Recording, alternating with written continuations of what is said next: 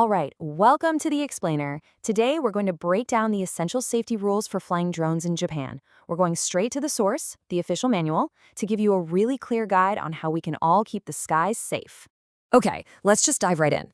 On one hand, you've got this incredible promise. Drones are being called an industrial revolution of the sky, and for good reason. They're changing everything. But there's another side to this coin. The risks are very real. We've all heard the stories. Serious incidents, even major international airports getting shut down. And that's exactly why getting these rules right is so important. It's not just about ticking a box, it's about being a responsible pilot. So where do we even start with managing all this risk? Well, the official guide is super clear about this. The most important safety feature isn't some fancy gizmo on the drone. It all starts with the pilot's mindset, long before those propellers even start to spin. So the manual lays out this kind of pilot's creed, and really it all boils down to one big idea. You are responsible for everything, period. It makes it really clear that most accidents happen because of bad preparation, which means those pre-flight checks are absolutely non-negotiable. And here's a huge one. Manned aircraft always have the right of way. It is your job to see them and to stay out of their way. No exceptions. And this quote right here, it just nails the whole philosophy. You know, a great pilot isn't someone who's a hotshot who can get out of a tricky situation. A great pilot is someone who, because they plan so well, never gets into that tricky situation in the first place. That's the real skill here, prevention. Okay, so we've got the right mindset. Now let's see how that plugs into the actual laws. The rules in Japan are really built around one single concept that you absolutely have to understand before you even think about flying. And that one big concept, it all comes down to this simple question. Before you launch, you have to be able to answer, does this flight I'm about to do need special permission from the government? And the answer is any flight that gets labeled a tokute hiko, or in English, a specific flight. Now, what's a specific flight? The definition is actually way simpler than it sounds. It's basically any flight that happens in a regulated place or is done in a regulated way. That's it. Let's break that down. First up, let's talk about the places, the forbidden skies, you could say. You're going to need permission if you're flying anywhere near an airport, obviously, or if you're flying really high up, like 150 meters or more. That's considered airplane territory. And this last one is a big one, flying over what are called densely inhabited districts, or DIDs. And you have got to understand this DID rule, especially in a country like Japan. We're not talking about just busy areas. No, these are officially mapped out zones based on the census. The risk of something going wrong is just so much higher there, which is why it's on you 100% to check the official maps before you even think about flying. All right, so that's the where.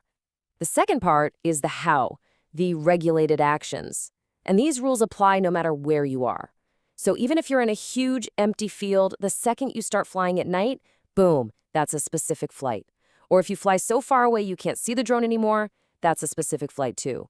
Getting too close, less than 30 meters, to people or buildings, yep, you guessed it, specific flight.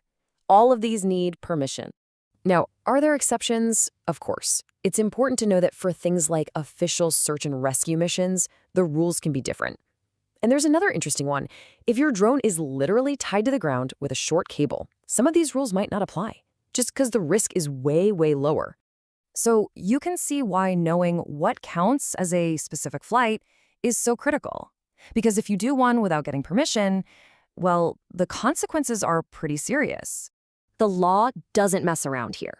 It breaks it down into 3 types of trouble you can get into.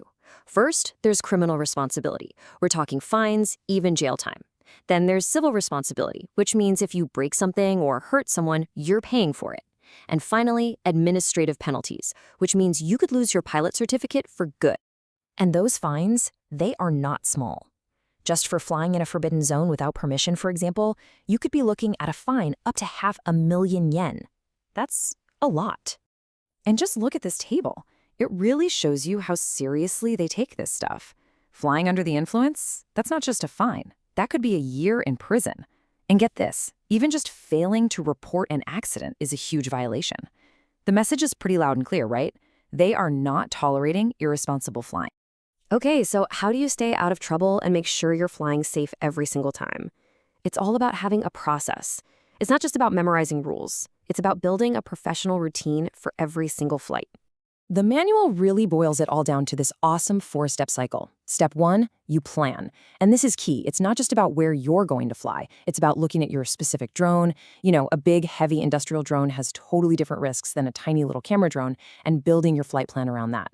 Step 2, you inspect. Check everything. Step 3, you fly and monitor. You're not just flying, you're constantly scanning the sky for any hazards.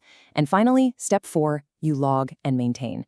This whole cycle, this is your best friend for staying safe. At the end of the day, all these rules, they're not there to stop us from using these incredible machines. They're here to make sure we can unlock all that potential, but do it safely. The sky really is open, but that freedom comes with the huge responsibility to keep everyone safe, both in the air and on the ground. Thanks for joining this explainer.